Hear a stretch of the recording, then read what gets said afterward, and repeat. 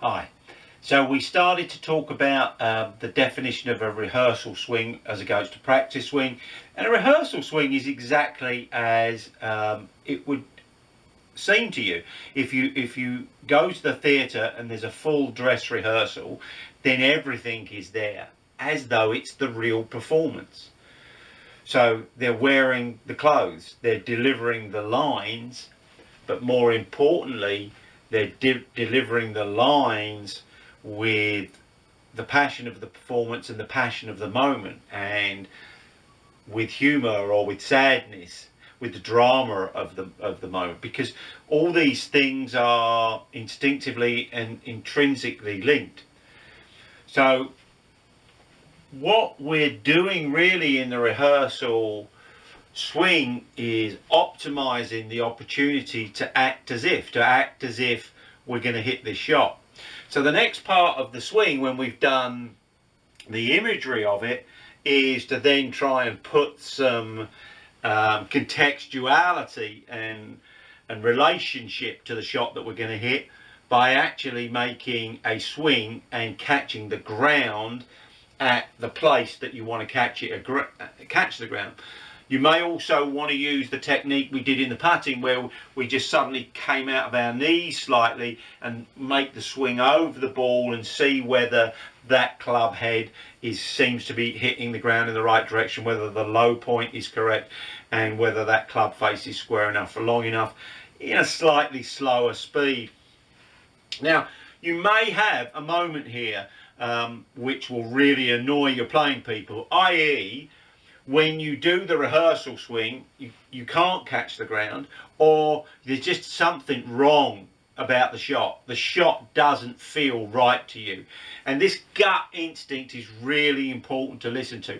And if you go back to some of those past rounds of golf where you knew there was a shot that you shouldn't play, and 9 times out of 10 you were quickly given the evidence that you were right, and vice versa.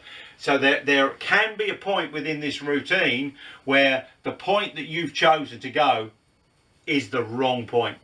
And then unfortunately, you've got to go back through the whole routine. Now, I know some of you at this point don't want to let your people down that are watching, the people that are behind that. You've already been told you're not keeping up with the group in front.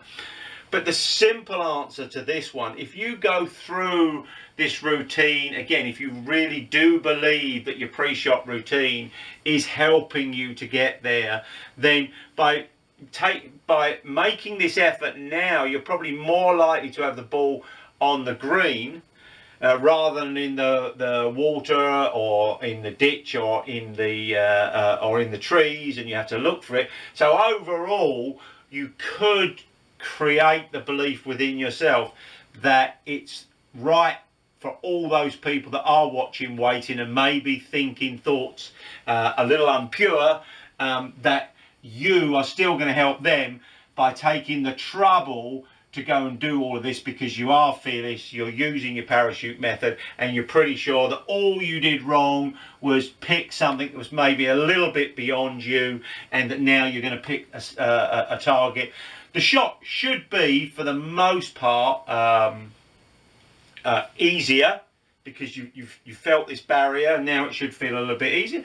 There may even be occasions where it feels so good, and everything feels so good, that you might go, well, actually, I think I could maybe stretch myself. But it won't happen too often, because if you're using the parachute method, the fallout, the area in which you could miss in may be too small, and that might not be a club that you could honestly use. Okay, so rehearsal swing, we've now got to the point where we've chosen the right shot and we're ready to go. Listen out tomorrow and you'll find out what you do then. And in the meantime, as always, stay safe out there. It's still a dangerous place.